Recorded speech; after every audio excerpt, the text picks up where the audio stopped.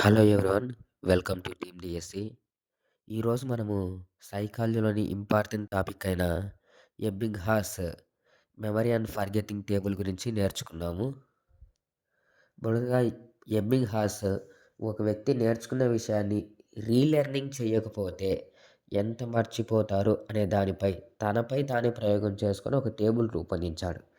ఆ టేబులే ఇది.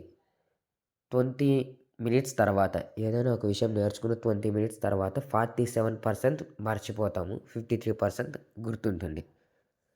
అదే 50 మినిట్స్ తర్వాత అయితే 50% మర్చిపోతాం. 50% గుర్తుంటుంది. 50 మినిట్స్ తర్వాత 50, 50. 1 డే తర్వాత అయితే 66% మర్చిపోతాం. 34% గుర్తుంటుంది. 2 డేస్ తర్వాత 72% మర్చిపోతాము. 28% గుర్తుంటుంది. 6 డేస్ తర్వాత 75% మర్చిపోతాము. 25% గుర్తుంటుంది. 31 డేస్ తర్వాత 79-80% మర్చిపోతాము. జస్ట్ 21-20% మాత్రమే గుర్తుంటుంది.